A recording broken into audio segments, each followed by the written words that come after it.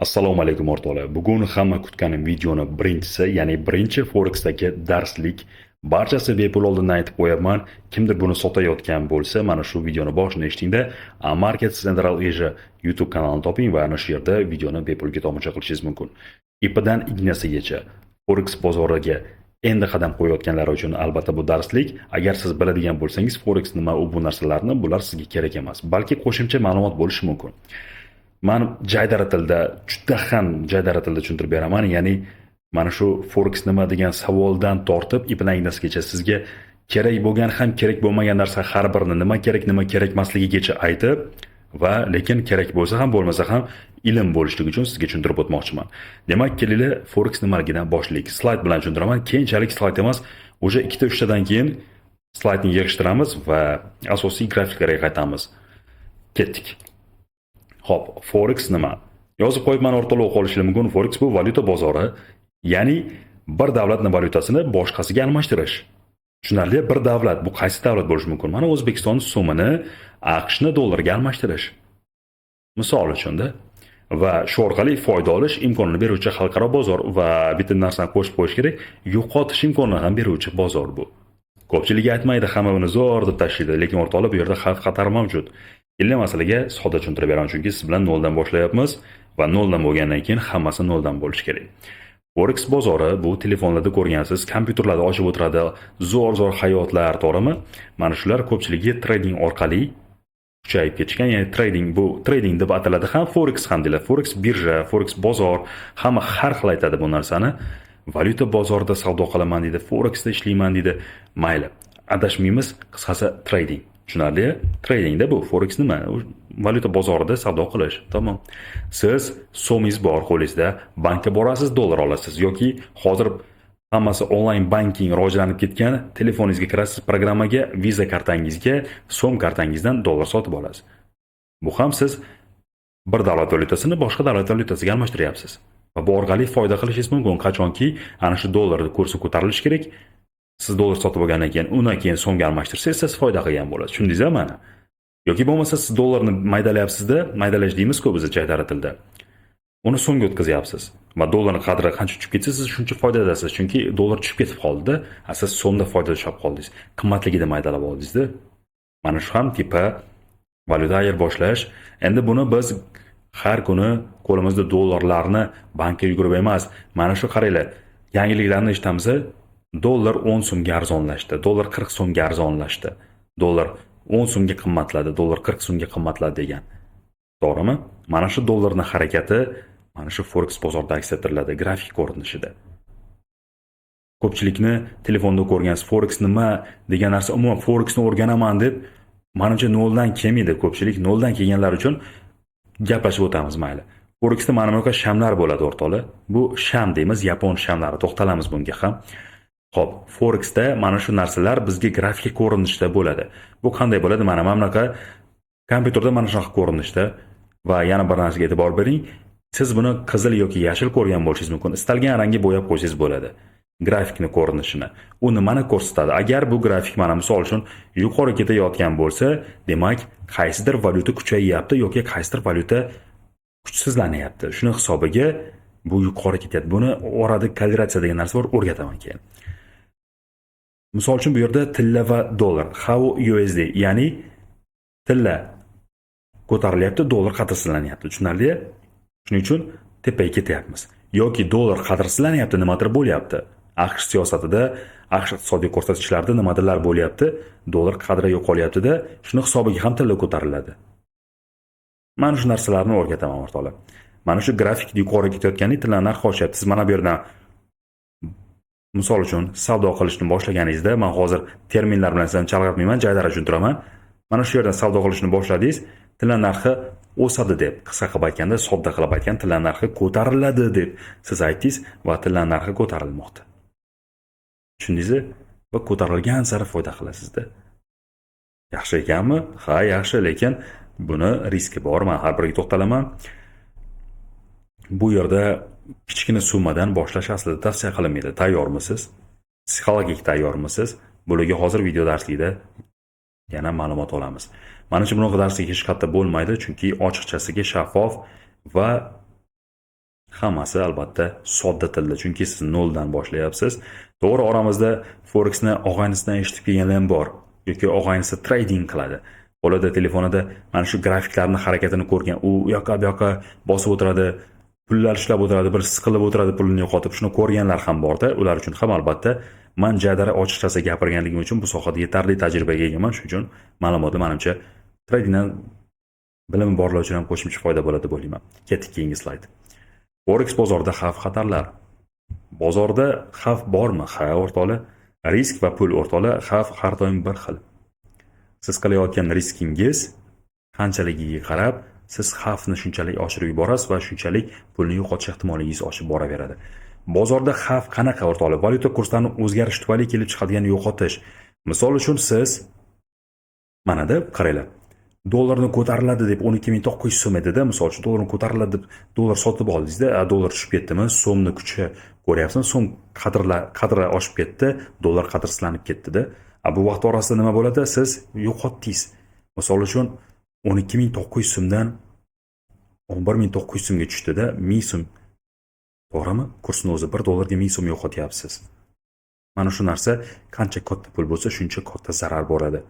100 dollarga demak siz 100 ming so'm yo'qotyapsiz. 1000 dollarga 1 million so'm yo'qotyapsiz-da. Chunki siz 12.900 so'mda sotib olgansiz dollarni va so'm kuchayib ketganligi uchun dollar qadrsizlanib ketdi-da va bu orqali yo'qotishlar. Mana shu narsalar bo'lishi mumkin bizda ham, Forexda ham. Likvid xavfi, buni gapirsam tushunarmikin sizlar. Ba'zi juftliklar, ya'ni misol uchun bozorda kam savdo qilinadiganlar bor-da. Misol uchun kam savdo qiladigan juftliklarda siz ana shuni ko'tariladi, tushadi deyishingiz mumkin. Va tezkor savdo qilish imkoniyati yo'q. Tez harakatlanib, sizga tez foydaga olib chiqmaydi yoki tez zararga olib kirmaydi-da. Mana shu holatda ham siz bu yerda mana shu xavfga uchraysiz. Buni keyin tushunib olasiz. Hop, psixologik xavf. Misol uchun mana dollar tushib ketishini oldindan bilganimda, qaniyda dollar sotib yuborardim-ku deysiz, to'g'rimi?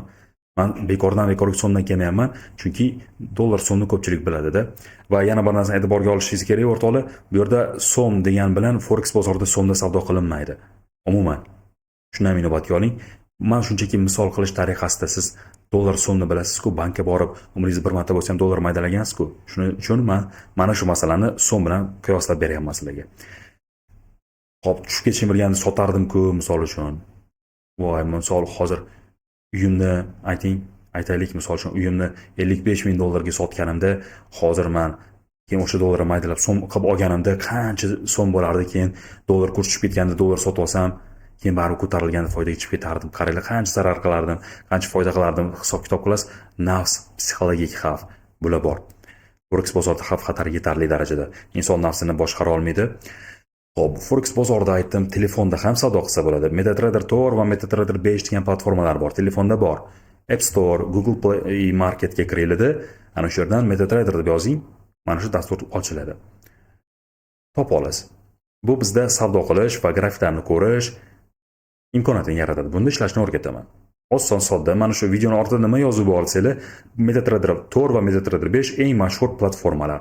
Ya'ni platforma bu dasturda keng ko'lamli vositalar va indikatorlar bilan jihozlangan. Bu yerda yordamchilar ham bor sizga. Inson emas, balki qo'shimcha dasturlar bor. Sizni ishingizni yengillashtiradi. O'rgataman ularni. Ketdik. Tahlil turlari. Bizda bozor nimadan iborat? Tahlil turlari bor. Ya'ni bozorni mana shu naqshlarga qarab, bu naqsh deymiz, sham deymiz. Bozor naqshlari deyiladi-da bu. Shart emas buni yodlab olishingiz. Bozor naqshi degan gapni bilishingiz ham shart emas. Hech qayerga yozib olish shart emas. Prosta men sizga shunchaki tushuntirib beraman, kirish darsi. Tahlil turlari. Biz bozorni tahlil qilishimizga dollar ko'tariladi yoki tushadi. To'g'rimi? Oltin narxi ko'tariladi yoki yo'q. Oltin narxi ko'tarilishini oldindan bilganingizda, o'tgan yili sotib bo'lganingizda, misol uchun 60-70% daromad qilgan bo'lardingiz-da. 10 mingga sotib olsangiz, demak siz bu yerda 16 ming 17 ming so'm, общий pulingiz 16-17 mingga aylangan bo'lardi. Oltin quymalarni misol uchun. Buni ham mana shu bozorlarda tahlil qilasiz. Tahlil turi bor, fundamental tahlil. Bu nima? Iqtisodiy ko'rsatkichlar bor bizda. AQShda misol uchun ish tashlash bo'lishligi mumkin-da, ya'ni shutdown. Ishga chiqmaydi. Byudjet ajratilmaydi. Misol uchun falon tashkilot falonchidan oylik olish kerak deb byudjet yilida byudjet loyihasi tasdiqlanmagandan keyin ular oylik yo'q-ku ularda pul to'lamagandan keyin ular ishga chiqmaydi. Mana shu shutdown bo'ladi. Va bu holatda iqtisodiy ko'rsatkichlar, siyosiy voqealar, markaziy bank qarorlari, markaziy bank ularda kredit beradigan stavka borku markaziy banklar tomonidan, to'g'rimi? Asosiy regulyator tomonidan. Ana shu qaror qabul qiladi. Kreditlarni tushiradi, ko'taradi va bu ham albatta bizda bilimimizga qarab bozorda tahlil qilish imkoniyatini, dollarni qadri ko'tariladi yoki tushadi, mana shu narsalar ham katta rol o'ynaydi. Buni tushuntiraman. Bu fundamental tahlil, ya'ni iqtisodiy ko'rsatkichlar. Bozorda yangiliklar bo'ladi. AQSh o'zini ish bozori haqida ma'lumot e'lon qiladi. Ish bozori qanday holatda? Bu ham muhim. Inflyatsiya darajalari qanday? Bankni krediti qanday bo'lyapti? Xo'p, xizmat ko'rsatish sektori o'sishi qanday? Ishlab chiqarish sektori o'sishi qanday? Ish bozori aytdim shekilli ko'p ma'lumotlar. Bular fundamental tahlil. Buni o'rgataman. Birinchi texnik tahlildan boshlaymiz. Bizda darsliklarni texnik tahlil, bu grafiklar. Mana shu grafiklarga qarab biz va qo'shimcha yordamchi programmalar bor dedim-ku, ularni qo'yib, mana shu naqsh deyiladi, bozor naqshlariga qarab biz bozorni kelajagini, hozir mana bu yerda to'xtab qolgan bo'lsa bozor, keyin qayerga ketadi bozor? Yana ko'tariladimi yoki tushadimi? Ko'tariladigan bo'lsa, mana shu yerdan ko'tariladi deyishimiz kerakda. Ko'tarilishiga pozitsiya ochamiz. Pozitsiya ochish degani biz pulimizni qo'yamiz, ko'tariladi deymiz. Bu qimor emas, qimor bilan adashtirmayman, sodda qilib tushuntiryapman. Buy sell degan narsa bor, sotib olamiz. Buy. Sell bu sotamiz. Ya'ni mana shu yerdan buy degan tugmaga bosadigan bo'lsak, bu qancha ko'tarilsa, shuncha foyda olamiz. Va qancha tushib ketsa, shuncha zarar bo'ladi bizga. Mana shu narsani kelajagini prognoz qilishi mana shu grafiklarga qarab, grafiklar o'zidan bir narsalarni qoldirib ketadi. Tarix takrorlanadigan holatlarni. Chunki mana bu holat mana shunaqa ko'tarilib tushibdi ekan, xuddi shunaqa yana ko'tarilyapti yana, mana shunga o'xshab. Yana tushishi mumkin. Mana shu narsalar albatta bizga texnik tahlil asosida o'rgatiladi va men buni sizga o'rgataman. Demak, sentiment tahlil, buni ko'pchilik ishlatmaydi. Bozorda ikki xil tahlil turi bor deydi, fundamental va texnik deydi. Sentiment tahlil bu nima? Ya'ni bozor ishtirokchilari, bozorda siz bor, men bor, savdo qilamizda, buy deymiz, sell deymiz, to'g'rimi? Nechta odam buy deyapti, nechta odam sell deyapti. Va bozor kayfiyati mana shunga qarab belgilanadi. Misol uchun long short, long bu endi yuqoriga, tepaga ketishligi buy deyapmiz, mana shu long deb ham aytamiz. Short bu qisqa pozitsiya, ya'ni pastga ketishligi. Nechta odam longga ishlayapti, ya'ni tepaga ketadi deyapti, nechta odam pastga ketadi deyapti. Bu asosda ham tahlil qilish bor. Bu sentiment tahlil deyiladi. Ya'ni ishtirokchilarning kayfiyati. Buni indikator, ya'ni qo'shimcha robotlar bor, bizga ko'rsatib turadi. Indikatorlar bor. Bozorda nechta odam tepaga ketadi deyapti, ular bilan birga savdo qilishingiz mumkin. Bozor nechta odam pastga ketadi deyapti, lekin bu yerda ham albatta to'siqlar bor, tushunmovchiliklar bo'ladi, bularni tushuntiraman. Bunga albatta tajriba kerak bo'ladi. Xo'p, demak, xulosa. Menimcha bugun forex bozor haqida tushunchani oldik, nimaligini bilib oldik, to'g'rimi? Kirish risk. Pulingiz bormi? Men hozir ishdan bo'shab mana shu sohani o'rganaman deb boyib ketaman degan narsani unuting. Bu sohada xohlang boyib ketasiz, xohlang yo'q bo'lib ketasiz. Endi xohishga qarab emas bu. Bozor sizga bersa, foyda ko'rasiz, agar bozor bermasa, siz zararga ham kirishingiz mumkin. Bunga qimor sifatida qaramang. Bundan akkuratni savdo qilib foyda olish mumkin. Buni mani biladiganlar, taniydiganlar biladi. Mana shu YouTube kanaldagi video brifinglar, bundan oldingi katta YouTube kanalimiz bor edi, muammolar tufayli hozir video darsliklarni yana qaytadan boshlayapman va bu safar juda ham oddiy, juda ham sodda va barcha uchun qulay, batafsil, ippa-danigasigacha tushuntiraman. Siz pulli kurslarga borishga majbur bo'lmaysiz. Bepul, hammasi bepul. Shunchaki ko'ring, foydalaning, do'stlaringizga ulashing. Sizni men uchun rag'batingiz va rahmatingiz bu like va komment bo'ladi. Va obuna degan tugmani bosib qo'yib, qo'ng'iroqchani yoqib qo'yish. Chunki men ertalab sizga videolar qo'yaman. Ertalabki videolarimni ko'ring. Bu darsni ko'rayotgan bo'lsangiz, YouTube kanalimizda Market Central Asia o'zbek tilida ertalabki brifinglar bor. Ko'ring.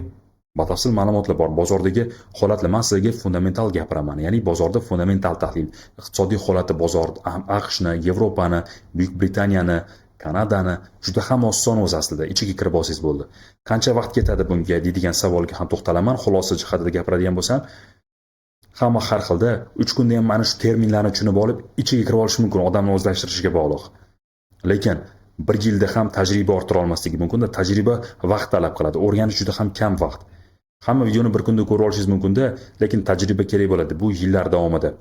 Va siz foydaga chiqishingiz uchun albatta sizda mustahkam iroda va nafs bo'lish kerak. Ana shunda siz foyda ko'ra olasiz. Bunga albatta ko'pchilik misol qilib boyib ketgan mana shu sohadagi insonlarni aytsa bo'ladi. Demak, o'rtoqlar, xulosani yakunladik. Video darslikni birinchisini tugatyapman. Menimcha manfaatli bo'ladi keyingi darsliklar va albatta like va prosmotrlar kam bo'lsa, ikkinchi dars chiqmaydi. Agar yetarli darajada bo'lsa, men ikkinchi darsliklarni boshlayman va barchasini ippadan ignasigacha, fundamentaldan tortib sentiment texnik hammasini o'rgataman. va professional darajada. Barchaga rahmat, kuninglar xayrli o'tsin, salomat bo'linglar.